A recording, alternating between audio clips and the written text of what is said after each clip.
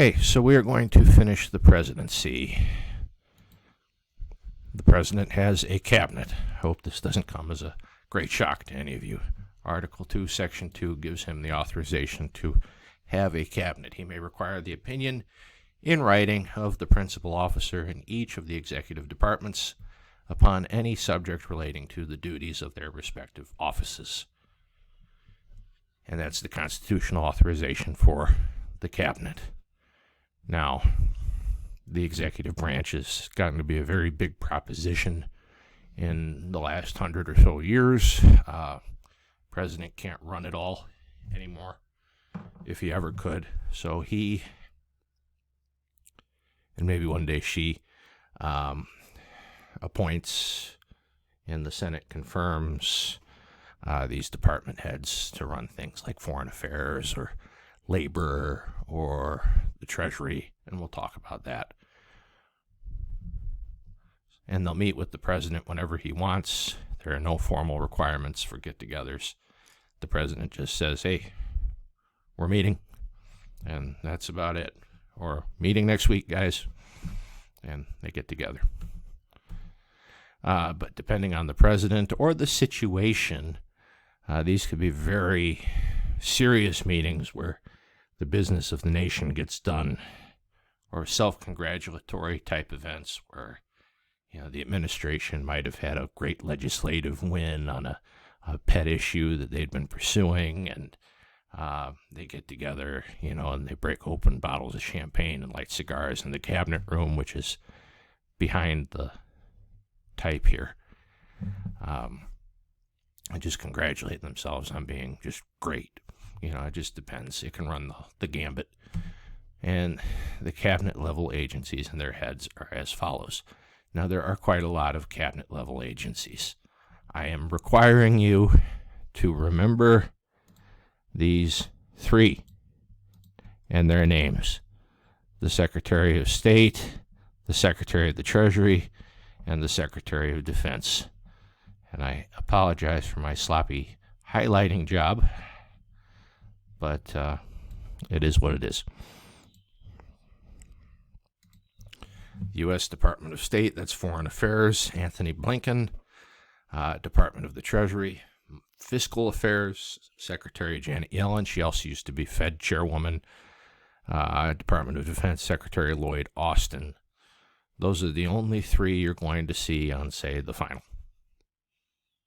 or test 2, or however many tests I decide we're going to have in whatever semester you're listening to this.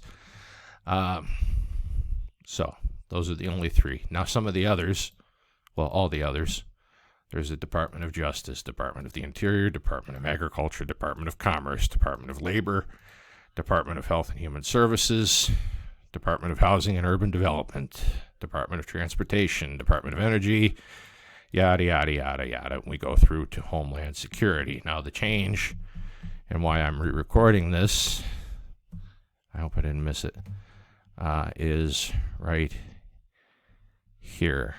There was a resignation in labor. Marty Walsh was the Secretary of Labor, and he offered his resignation to the president. He accepted, and his deputy secretary has filled in. Biden has nominated Julie Su to be Secretary of Labor, and my hunch is that the Senate will approve her. But I don't know. Who knows for sure with anything in politics these days? But that's the change. So all these departments are listed in the order of their creation, down to Department of Homeland Security. This was 2005. I was born before this was created, but I have a hunch that many of you listening to this video probably weren't. But this was a Bush Jr. invention in the wake of September 11th. And right now, the guy heading this is Alejandro Mayorkas. The vice president is also part of the cabinet. And there can be additions or subtractions to this body, just really depending on how the president is and what his priorities are and where the country's at. For example, Bush 43, Bush the Younger, his UN ambassador was not a cabinet officer. Republicans traditionally have a more a dimmer view, let's say, of the United Nations than the Democrats do, and the Republicans don't think it can achieve as much traditionally, and very generally speaking. But he gave the director of the Office of National Drug Control Policy cabinet rank, so that director sat in this room, and that was just where his priorities were. Typically, staples of the cabinet meetings will also be the U.S. Trade Representative, the White House Chief of Staff, the DNI, which is the Director of National Intelligence, the person who oversees all of the, we call them alphabet soup agencies, CIA, FBI, NSA, all the three-letter agencies. And the CIA director also sits in on cabinet meetings. So, the president can also issue pardons. And here you see President Reagan issuing a pardon on the White House lawn to a turkey. Now, the president does not have the constitutional authority to pardon poultry. And if you thought that he did, shame on you. And now you know better. This was just a cute little stunt that somebody cooked up back in the Reagan and Bush senior days to commemorate Thanksgiving. So, and he shall have power to grant reprieves and pardons for offenses against the United States, except in cases of impeachment. And these can be fairly wide-ranging. I give you two examples here. One is Abraham W. Bolden, Sr. of Chicago, Illinois. He's an 86, probably 87 years old now, former Secret Service agent. He was active during the Kennedy era. He was the first African-American to serve on a presidential detail. And in 1964, he was charged with offenses related to attempting to sell a copy of a Secret Service file. And that's a big deal because those things are way classified. His first trial resulted in a hung jury, meaning they couldn't come to a decision on whether he did it or not.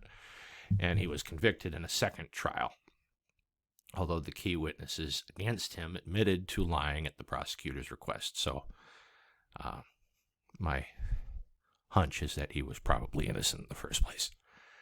Bolden denied a new trial. He served years in federal custody.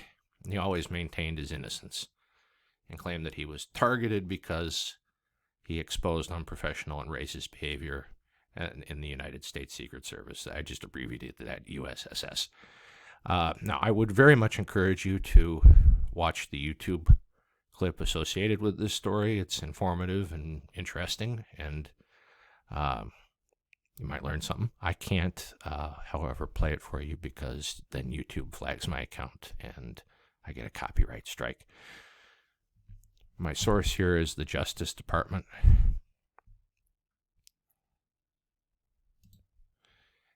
The next one is Betty Jo Bogans of Houston, Texas. She was 51. In 1998, she was convicted of possession. She is 51, probably 52 now, who in 1998 was convicted of possession with intent to distribute crack cocaine after attempting to transport drugs for her boyfriend and his accomplice. Neither the boyfriend or the accomplice were detained or arrested. And at the time of conviction, Bogans, she was a single mother with no prior record. She accepted responsibility for her role in the offense and received a 7-year sentence. And again, my source is the Justice Department. If you go on that site, you can look at everybody he's pardoned. President Biden, has pardoned so far. It's interesting, the rationale that goes into who gets a pardon and who doesn't. But that is a story for another day.